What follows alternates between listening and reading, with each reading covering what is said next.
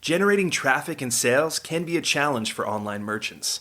But selling on the Walmart Marketplace puts your products in front of millions of customers who shop on Walmart.com.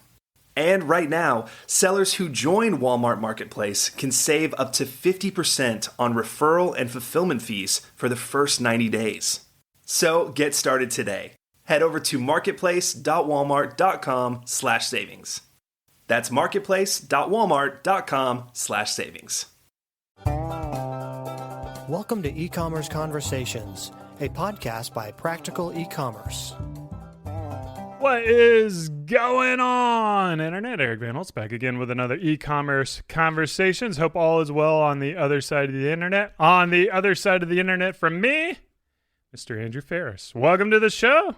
Hello, Eric. Thank you for having me. I admit in my back pocket of podcasts that I thought would be fun to do at some point, yours and Udarian's were both on the list, and Udarian I did just a couple months ago. So, oh, nice. We're recording this on New Year's Eve, so sorry, I don't know if that's too behind the curtain for your way of doing your show, but I'm glad to check both of those off just in time for the year to end. Yeah, and just in time for your family to grow too. Yes, yeah. So far, if I leave in this podcast, it's maybe because my wife went into labor. We'll see. Yeah. That'd be a funny thing. I would normally introduce you as the CEO of 4x400, but is that the case anymore? No, yeah, that would be a lie. I'm not the CEO of 4x400 anymore, so that would not make sense. You can introduce me instead as an unemployed marketer. Are you still the host of E-Commerce Playbook? Are you going to keep that going, or is that a common thread project? Yeah, for now, there's no real firm plans yet, just as there are no real firm plans for me in terms of what's next. So right now, I'm trying to do some episodes. I actually think it's kind of an interesting set of episodes to do because the whole concept of that show, the way it was sort of pushed by Aaron Orendorff to me, who's the one who kind of set it up, was let's try to be as absolutely blood honest as possible.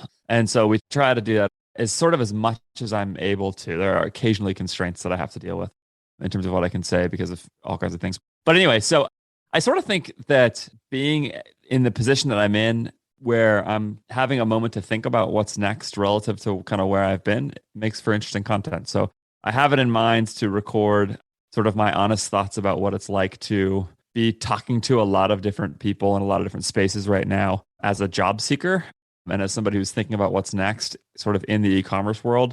There's just a lot of different things happening that you could kind of go down the road of. And so sort of being able to reflect on what that is like and sort of what I'm hearing from people has been really interesting, So we'll see. So I'm planning on doing an episode about that very soon. And, I don't know if we'll get into that, whatever you want.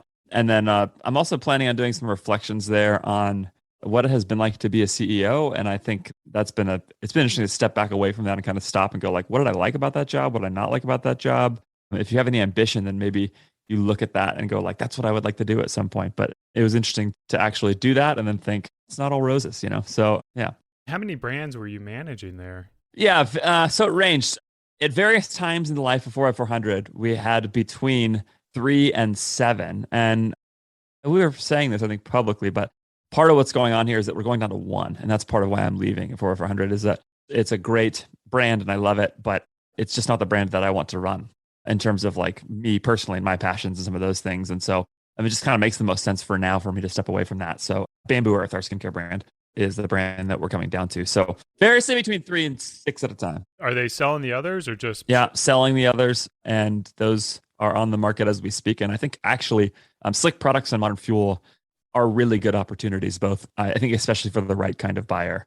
I mean, I could talk about why. In fact, I did record an episode that'll come out soon about what I like about those brands and why we're putting our chips in on Bamboo Earth. So we're not selling those because they're on fire or something like that. They have challenges. They both have challenges like a lot of early stage-ish brands, but they're not disasters or anything. So every brand has problems. That's why you show up to work every day. It's to solve those problems. Otherwise, we'd all just sit back and things would just, print money for us. But I don't think anyone does that. So yeah. Well, I'm sure I've got a few listeners of the show who might be interested in acquiring some companies. Do you want to go ahead and give the sales pitch and maybe see if some of our listeners might be interested in acquiring those brands? Yeah, absolutely. Slick Products makes wash products for off-road vehicles, really niche in the off-road space. So think ATV, UTV, dirt bike as the core ones. There's also car wash products. There's also people use them for other stuff as well. Like we've seen people washing giant trucks and giant heavy machinery with them. And they're great for anything, especially where it's like heavy dirt and mud. So if you know anything about sort of that world of riding a UTV with your family or something for fun, you know it is not getting muddy like your car is getting muddy. It is getting a whole different level of muddy. And so Slick was founded by a family who lived in Hawaii and grew up riding dirt bikes on red clay, and found that pretty much everything they washed their vehicles with also chipped away at the sort of long-term integrity of the vehicle. So like it would strip your lubrication and it would create all kinds of problems for your paint and stuff like that. So anyways, so they just created their own. They kind of figured it out and created their own soap for this and then turned it into a company. So when we acquired Slick in 2018, it had done 100 grand TTM. And this year it will finish at, I want to say 5.5 million. And that's at about 30% ad spend. It's also about, I think I'd have to go refresh the numbers exactly, but 3.5 or 4 D2C with about 1.3 on Amazon. And then maybe it was like 500,000 wholesale, something like that. Wholesale still growing. I think one buyer who's the right buyer for that brand is somebody who has steps into places like Bass Pro and Cabela's, because we've spent a lot of years buying a lot of advertising for people who are in the off-road community and being really niche there. The greatest motocross rider of all time, Ricky Carmichael, is an equity holder and an owner in Slick and has backed it from the beginning. And so it's a good product and that has been niche in that space for a little while. Also, UTVs are like the fastest growing vehicle category in America. And so I think there's now more UTVs sold than motorcycles sold, if I understand that correctly. So it's a fast growing space. It's a really fun family thing to have. So there's a lot of opportunity in front there. The challenges are not hard, and anybody will be honest about you. There's some LTV challenges. I think partly the product just lasts for a long time. So you'd probably want to think about how you do that. And then also gross margin is not great for D2C. It's around 50 points landed. So that creates a little bit of a challenge as well. And that's why I think somebody who can expand the wholesale and also vertically integrate the production would be an awesome buyer for this brand. So if you could do those two things, it'd be really great. So yeah, I think it's a really good opportunity. It continues to grow. And I actually think it's really easy to draw the line on returning customer revenue and say, even though the LTV isn't fast, the LTV is there over the long term. And that somebody over the next 5 years is going to have customers coming back as their preferred wash for these vehicles, and they're going to keep buying. So that's that brand. The other one is Modern Fuel, which sells beautifully, amazingly well-engineered pens and pencils. So this is a subcategory that exists in the everyday carry space, if some people know about it, but I think it could go well beyond that. But you're looking at like the titanium bolt action pen is $200. So it's not like Mont Blanc luxury. It's just like a kind of a more functional luxury level. And it was created by an engineer who had been a former Air Force guy, like an aerospace engineer, basically, who just got the idea in his mind that it would be really fun to solve the problem of creating sort of the best designed, best engineered pens and pencils that he could. And there's sort of a certain pleasure in this idea of taking an incredibly simple tool and completely perfecting it for the pure pleasure of it. I mean, it's beyond functional, right? It's just for the fun of solving the problems involved with doing that. So there's a bunch of information on the Modern Fuel website too. You can see that is like going in there, but it's no joke. Like the guy is really, really awesome and really brilliant. And there's a whole realm of product development in front of him that I think could be really cool. So Modern Fuel was at like a couple 100,000 TTM when we acquired it, end of 2020. In October 2020, we basically started moving on it. And this year, it will finish the year at about 1.7 million. So, and that's on probably like 33% ad spend, I think, somewhere around there. It also includes a couple of pretty big Kickstarter campaigns as part of that.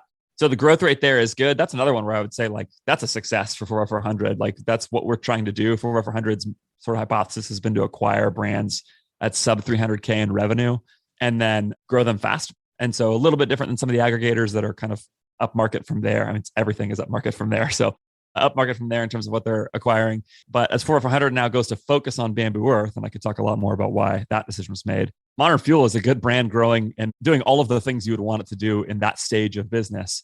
And I think the pathway for growth there is very clear. Now that's almost entirely D2C. Like, I mean, a tiny, tiny bit of wholesale, but almost entirely D2C. And the product development pathway is actually laid out and clear. And what somebody needs to do with that brand is figure out the process of developing and releasing new products as often as you possibly can that are awesome, that keep people coming back. And right now, customers like very clearly love the product, especially the customers who really get what's going on with these pens and pencils. And so I think that pathway is very clear. That brand should do a few $1 million this next year, I think, pretty easily. And it's a higher margin and all that kind of stuff. Not as high of margin as you would think at a $200 pen, but pretty high margin. And there's definitely room for more there. So yeah, that brand is still very early stage in terms of its growth, in terms of the problems that are still right there, low hanging fruit to solve. So yeah, I think they're both really good opportunities. I had Brian Goulet of Goulet Pins on the podcast. Yeah, we interacted with Brian a little bit. Yeah. Did he turn you down? Well, he's just all fountain pens. And so that's on the product development pathway for Modern Fuel. But he's just like, hey, these look awesome. As soon as you have a fountain pen, send to me. So there you go, man. I think that's that's another reminder for success, is also understanding your niche and sticking within that niche, whatever it may be, however you may define it, and not really getting, drawn by the kind of shiny object syndrome, as they say. So I want to kind of... Oh, let me say, Eric, really fast, let me say, if somebody is interested in one of those brands, email Josh at 4x400.com. Josh at 4x400.com. Just tell them you're interested, and Josh will get the conversation going with you. I'll leave off the bamboo company for your other podcast and encourage my listeners to catch you over there, since you're going to be talking about that and why y'all are keeping it in the plans for that. But I want to talk about what you said earlier in regards to like being a prospective, person within the job space of the e-commerce world. What does that look like for you? How are you attacking it? What is kind of your strategy for that? Yeah. Well, there's a lot I could say about this. And so just, you guys going to interrupt me if I just go for too long here. But I mean, it's been interesting to kind of step back. I spent basically my entire e-commerce career in the ecosystem with some of the folks around sort of Common Thread Collective and that kind of crew of people. Taylor Holiday, who's a great friend, partner of mine, mentor in the space. I just want to say publicly, anywhere I can say it, that as I look for what is next, there is absolutely no bad blood there. There's nobody has treated anybody badly. Like, I want to make sure the good name of Taylor and some of the people at CTC are kept, because they are fantastic quality human beings. So there's that. And actually, just to be totally truthful, like it's possible that I will still stay in that ecosystem. But it's been this weird opportunity, kind of for the first time in my career, where I've stepped back and been able to go, what do I really actually want to do most? And what am I actually like worth on the market, which is a weird place to be. To go look around at a lot of stuff and be able to have that question in front of me and get as clear of an answer as I possibly can about what the market will bear for my services. You think about markets for products and for brands and all that kind of stuff, but that's what is happening here, right? Is that I'm selling something, which is my services. And so there's a demand side for that. And so now we're going to find out how much that is there. And so that's been an interesting thing alone. And then to kind of also try to balance that question with like, what do I actually want to do, as opposed to just how much money can I make, which is of course separate questions. And then they probably exist on a continuum.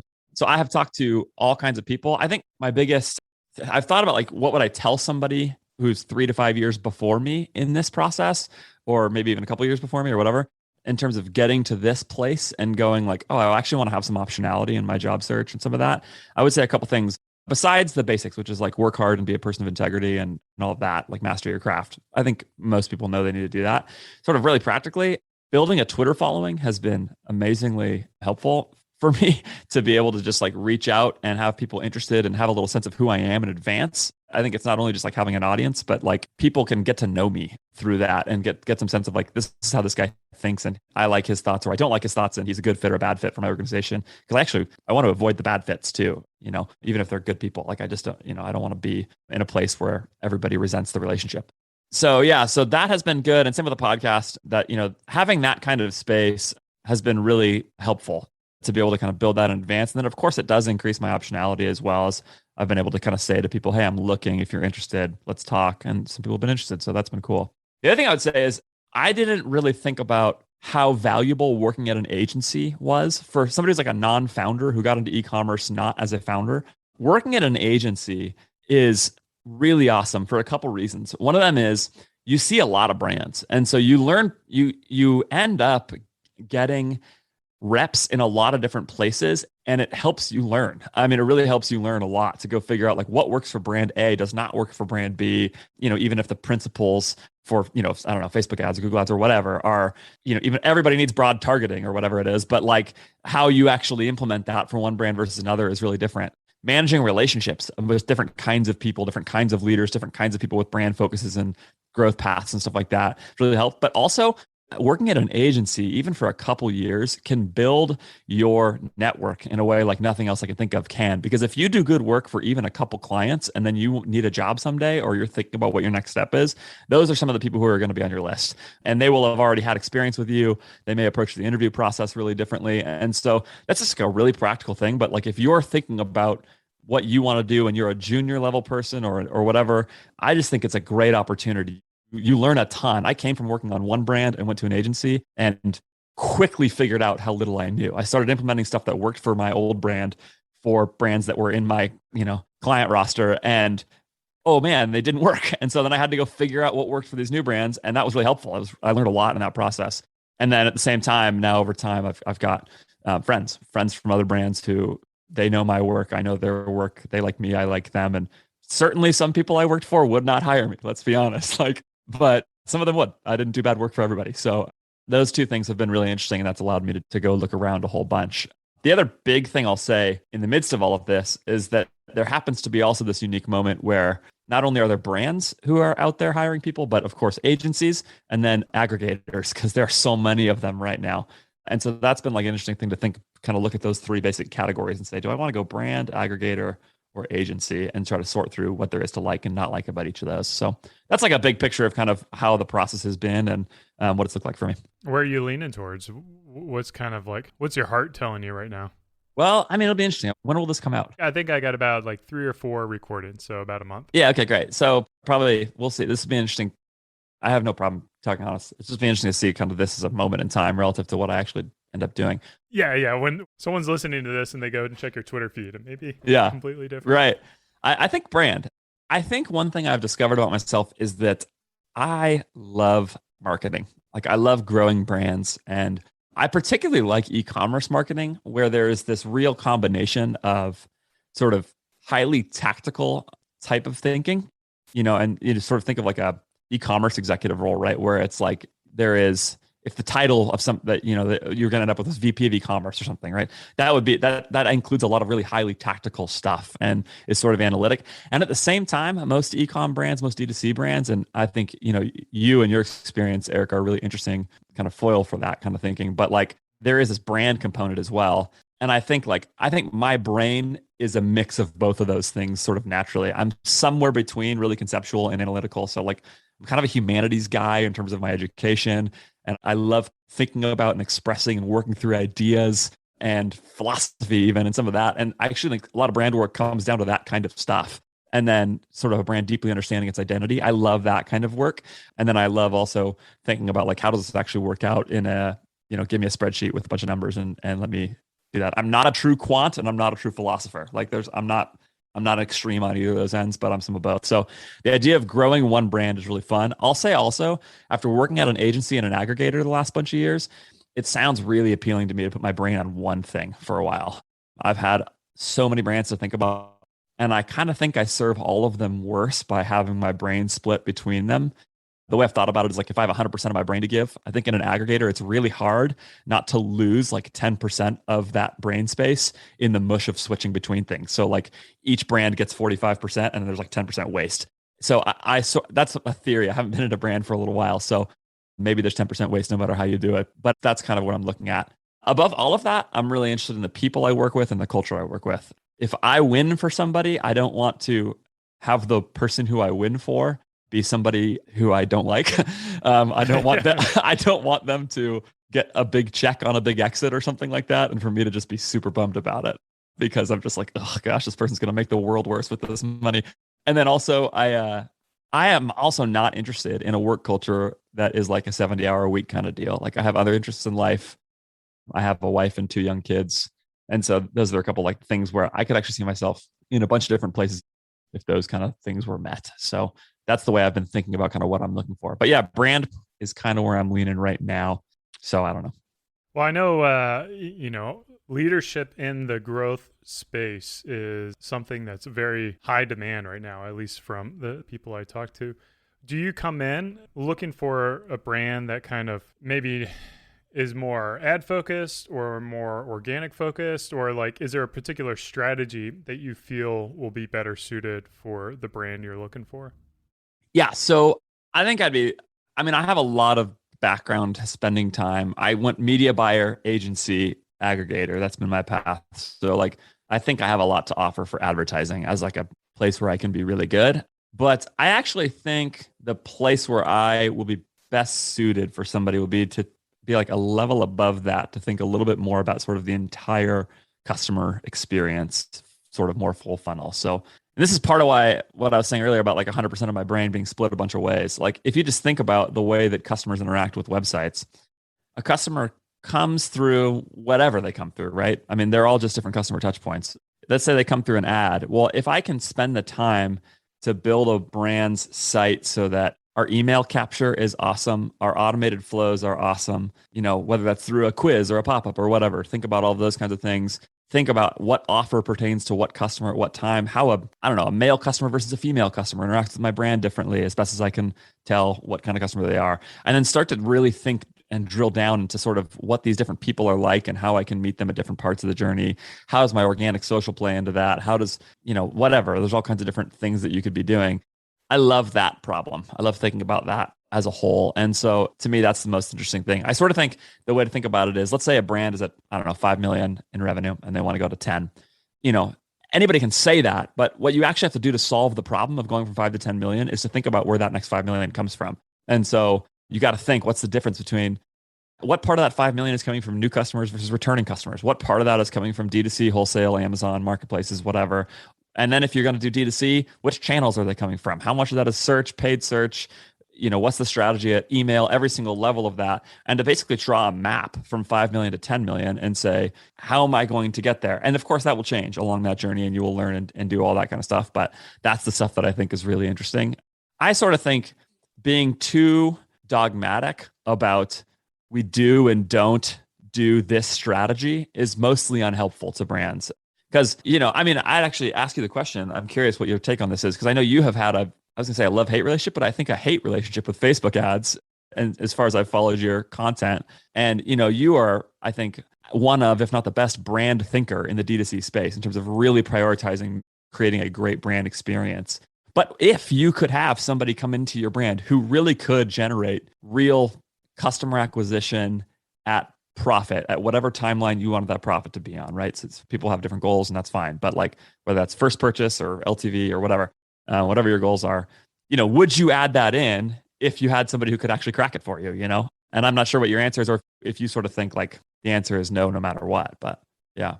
No, to answer your question, 2021 was a year that we strategically decided to invest in ad spend as a growth strategy for the company, particularly Facebook. So it's definitely, Facebook is to me is a channel, a growth channel, an opportunity and opportunity to help grow the business. So I don't like Zuckerberg. I'm not a fan of who he is and how he runs his businesses. But if I can leverage his platforms to help Beard Brand grow and help the Beard Brand mission, I'll do that. Right. But in hindsight, 2021, we essentially just reallocated our scarce resources to Zuckerberg with nothing in return. So I think we ended up blowing like $500,000 in ads. Yep. Or like underperforming ads, whatever it is. And it's just like, oh man, not only like did I give Zuckerberg a bunch of money, but I'm now poor because of it. So it's one thing if I give him a bunch of money and then he gives it back to me through well-performing ads. Yeah, that's an easy calculation. Right. Yeah. And then there's a couple things like I'm anti-pop-up, so I'm anti-discounting the products for us, but I'm not anti-promotion, so it really I do believe that constraints forces creativity. Totally. And brilliance can happen from that, where if you're forced to deal with your scarce resources, whatever they may be, or your scarce options, then it makes you better at the things at the option that you have to be able to perform. So I don't know. Yeah. I'm definitely not going back on Amazon. Screw Amazon. Yeah, I'm interested to hear you talk about that more.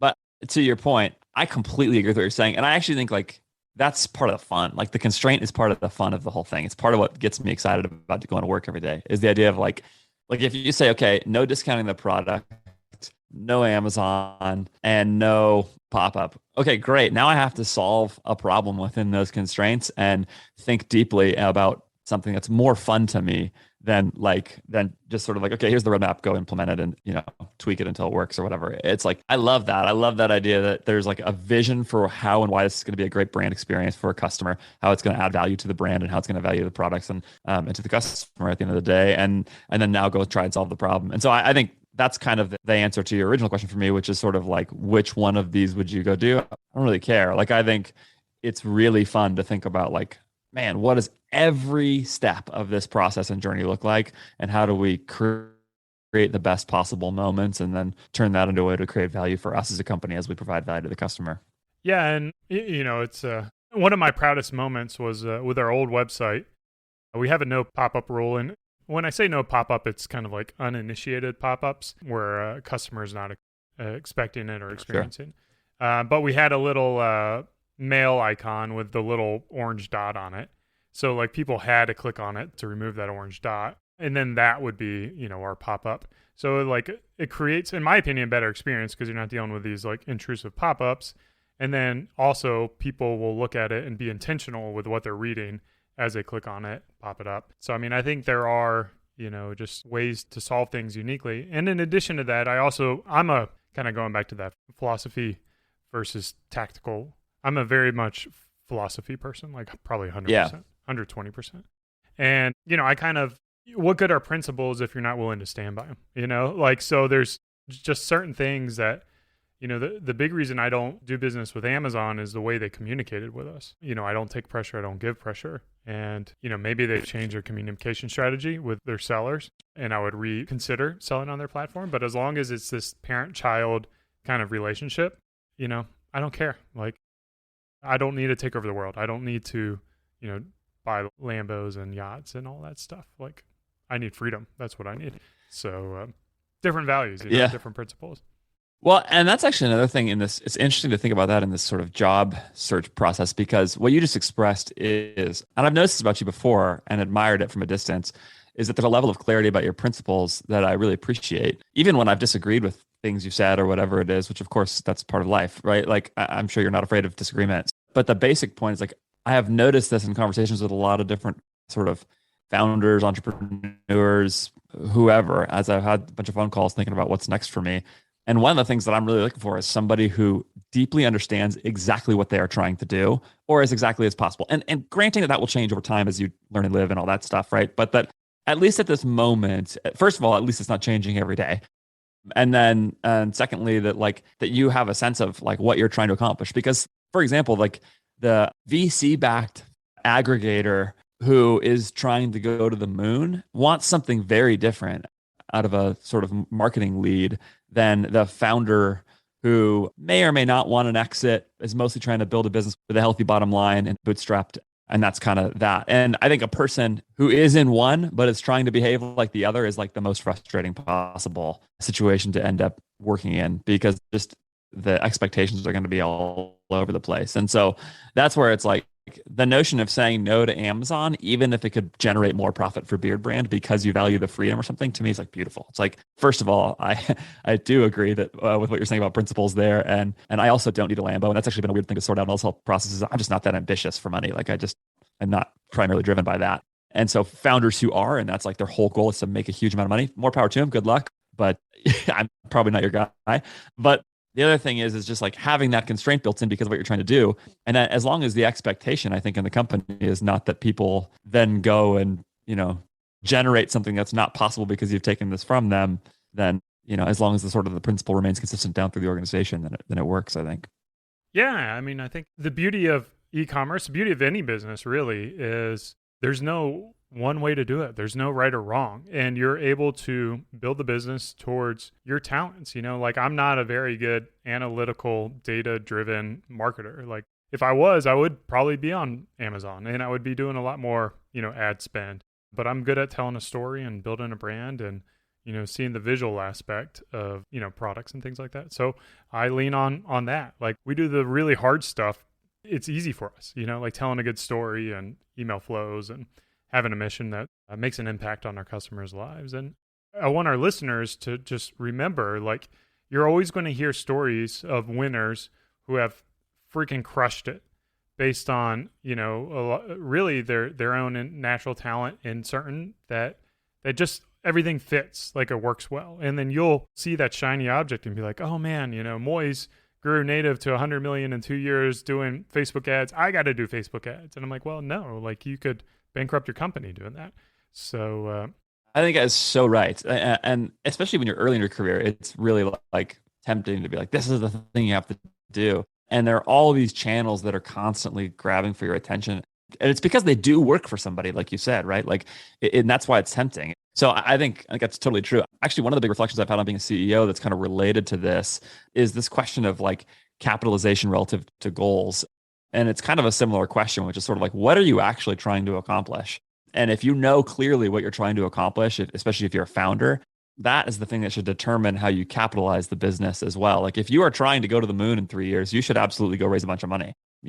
If you're not trying to do that, if you're trying to build a sort of healthy bottom line and have a solid exit and a life and a brand that you're proud of. And I mean, it almost sounds dismissive the way I'm saying that, but I don't mean it that way at all. I mean, like you can build a really good and actually big business doing this, but it's just probably not going to be, a business that goes public, or at least not as fast if you are bootstrapping. And you should just be clear about which one of those you're trying to do and how you're designing your business. Because once you take on money, then you take on obligation and all that. And again, that's probably the way to do it if your goals are a certain way. But yeah, so it's that same thing, which is just sort of like deeply understanding who you are and what you're trying to accomplish will hopefully, and it probably comes down to mission to some degree, that will massively affect, I think, how you build everything that you're doing, including all the principles that you're talking about here.